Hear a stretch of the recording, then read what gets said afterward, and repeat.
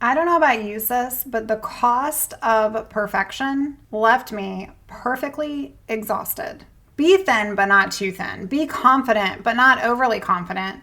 And be successful, but not too successful.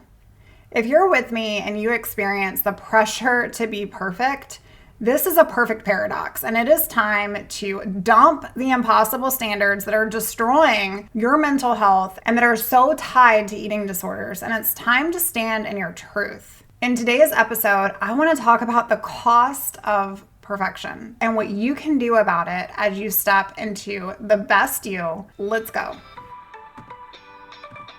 Hey girl, welcome to the Her Best Self podcast. I'm Lindsay Nickel, former competitive figure skater and perfectionist, turned God-led imperfect boy mom and digital CEO. If you find yourself constantly thinking about food and wondering if you'll wake up one day free from the obsessive thoughts and behaviors controlling your life, then I've created this podcast for you.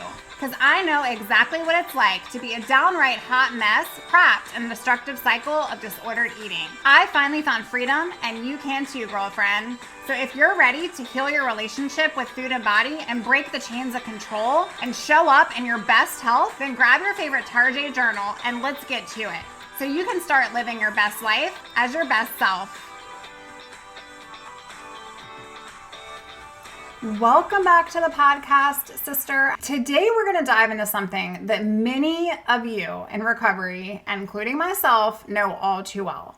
And that is the relentless pressure to be perfect. So whether you're just starting your recovery journey or you've been on this path for years and hanging out with me for some time, perfectionism might feel like both an old friend for you and yet your biggest obstacle. When you couple perfectionism with the pressure from culture and society to be, quote, Instagram ready, the output you receive is simply exhaustion. You're exhausted, sis, and trying to live up to this impossible standard. Today, we're going to dissect some of this and think about these impossible standards. Think about them. You need to be thin, but not too thin. You should be successful, but not too successful. Be confident, but not overly confident.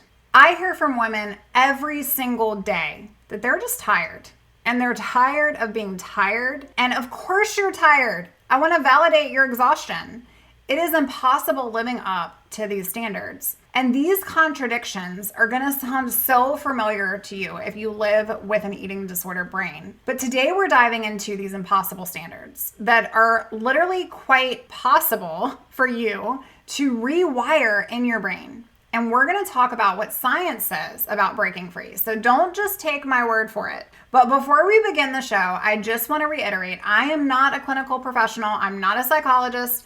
I'm simply a girl who recovered herself from the misery of an eating disorder that took over my life and almost took my life. And now I've helped thousands of women recover and do the same and find freedom. So everything I share on my show is from my personal story. I want to share some important scientific research here that is going to help you if you're pretty logical or analytical and you just want to have like rational facts.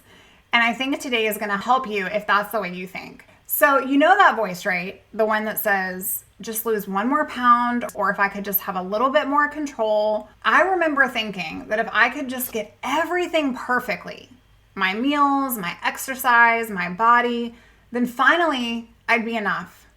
But here's the thing. That perfection you're chasing, it's like trying to catch smoke with your bare hands. Not humanly possible. It's just not possible. And understanding perfectionism and the eating disorder connection is so important. So let's let statistics tell the story for us. Research shows that up to 68% of individuals with eating disorders display clinically significant perfectionism. And perfectionism often appears even years before any eating disorder behaviors. Studies indicate that perfectionism remains elevated even after your recovery, making it a crucial focus in treatment. And that's why you'll find a lot of people who find themselves in the messy middle of recovery. Maybe you're there today. I also found myself in this place where I felt like I just should be further along and I should be doing more. and I wanted to get it perfect. But here are some of the deep roots of perfectionism and how it ties into eating disorders. Your early environmental factors matter. Your family dynamics, your parental expectations, maybe your academic and achievement pressure, or any early exposure that you had to diet culture, specific body ideals, and any trauma and childhood experiences. Did you know that social media's impact, this is users who spend 3+ hours a day on social media, are 60% more likely to develop body image issues? And that is so wild. So research shows that perfectionists have heightened activity in the brain's error detection center. There's like a center in the brain that shows error, and triggers an error. And it acts like this oversensitive alarm system that's in your brain. I'm not going to go down into the weeds. Again, not clinical, but it's constantly scanning for things you're doing wrong or for mistakes. And this is actually how it keeps us safe.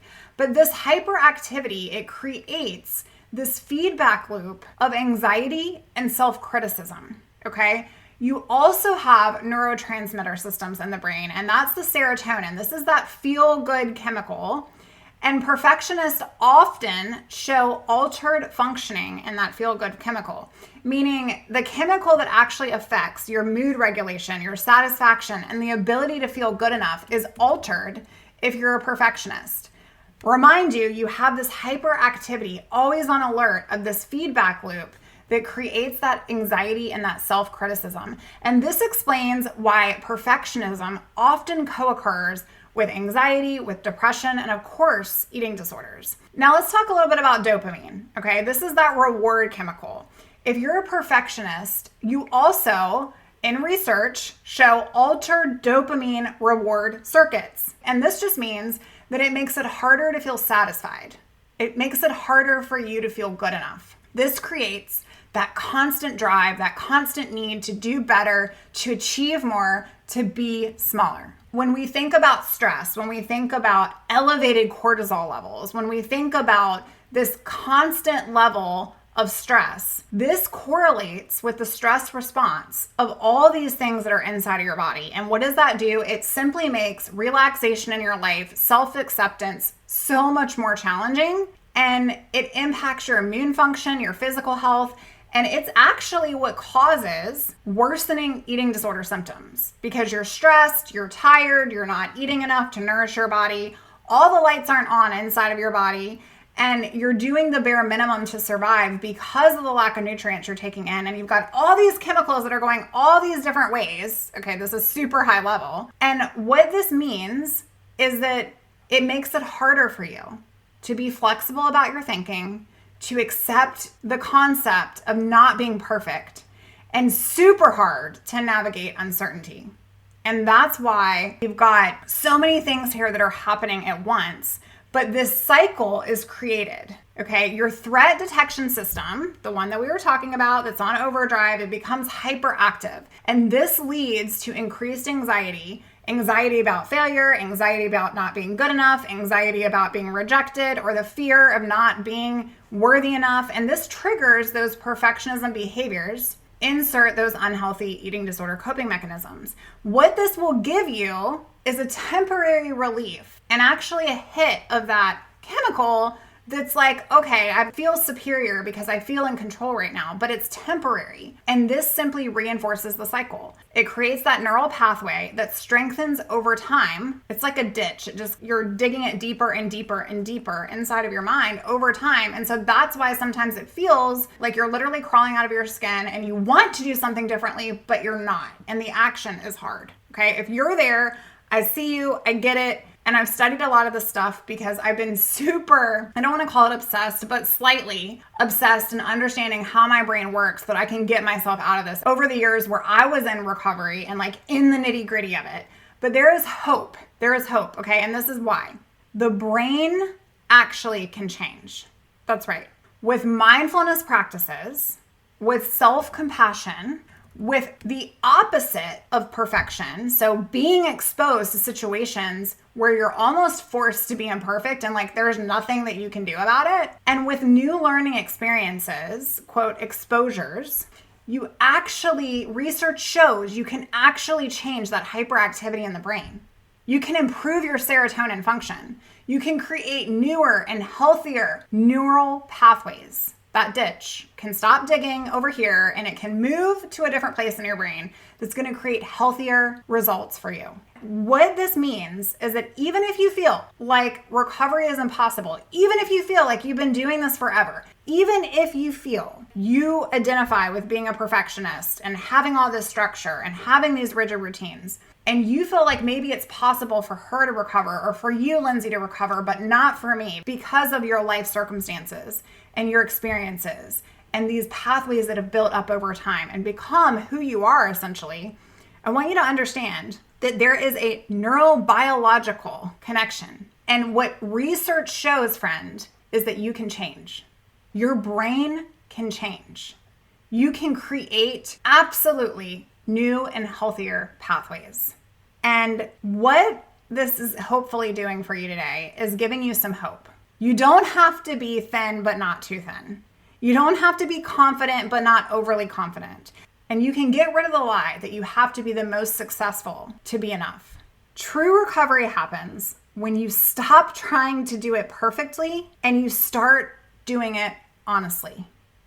Just getting honest with yourself and looking at the research, pointing to the facts. Because I don't know about you, but for me, I felt like for years, people would come to me and just say, I have proof that this recovery has happened over here. And maybe I had a friend that went through some of this and they were able to recover, but it still felt like good for them, not for me. Science and research shows changes in your brain are possible. And it's the exposure to being imperfect. It's creating self-compassion within you and putting yourself in new experiences. I tell my clients all the time, this is just collecting data. We're just collecting data. We're just trying to put ourselves in this experiment. What does that teach us? Because the reality is if you're sitting with the struggle and you've been sitting in the struggle for decades, God's trying to teach you something. So we're going to learn, sis. We're going to learn. And I have learned so much over the years. And it's such a true blessing to be able to coach you. Even here on this free podcast, I love doing it day after day. My favorite journal right now that I am really loving is by Marshawn Evans Daniels. It's 100 Days of Believing Bigger. It's a devotional. I do it every morning and I get no kickbacks from sharing this on the show, by the way, but I just love this. And there's this identity area where one of the devotions talks about this exact concept, this exact need and desire in our world to be perfect, and it's so impossible. In this journal, it says, in a world filled with protocol, a never-ending list of do's and don'ts, and the pressure to be perfect, it can seem impossible to discover who you really are and what you're here to be and to do. But God uniquely made you. Nothing about you is a mistake, and He won't bless who you pretend to be. And I know that this is going to touch someone today, and I hope that's you, sis. I want you to stop conforming, stop shrinking, stop dimming your light, and stop running from who and what you were always made to be, say, create, and do. That real version of you, that authentic you, that honest you is what's going to get you out of this mess. So in closing today, I'd love to hear from you, and I'd love for you to share with us. Come out to our private community. You can find us at herbestselfsociety.com. What is one area where perfectionism really shows up for you right now? I would love for you to answer that question or shoot me a DM. You can find me on Instagram at the Lindsay Nickel, or you can go out to the private Facebook group and just post about this because I want to bring some awareness about perfection. Remember, recovery is not about being perfect. Life is not about being perfect. And I know we hear that, but we don't actually live that. Sis, it's about being present. It's about being real with the real people you have here now. It's about being gentle with you because your worth, it isn't measured by the ability to meet impossible standards, but it is measured by your courage to show up. It is measured by your courage to show up. And so here's some hard truth. Are you showing up day after day exactly as you are? Or are you playing a role of who it is that you would desire to be, yet you're not even happy in that version? Recovery is measured by your courage to show up exactly as you are authentically. If today's episode resonated with you, please share it with someone who might need to hear this message. And if you're looking for somebody to help support you through this messy and beautiful journey of healing, I would love to talk with you. You can find out more by filling out a client application. Go on out to the website, herbestself.co, and do just that. Your worth, sis, it isn't measured by perfect days. It's measured by the courage to keep going on the really imperfect ones. I love you, friend, and I hope that this has helped you today. Thanks for being here. Bye for now. Oh, friend, thank you so much for letting me share what was on my heart today. My hope for this podcast is to help more women find freedom from food and body. If this has empowered or blessed you, let me know. I'd be honored for your rating and review of my show, and I'd love to connect with you in my private Facebook community. You really can move from perfection to purpose. Let's break the chains together. I'll help navigate the way. Until next time, bye for now, girl.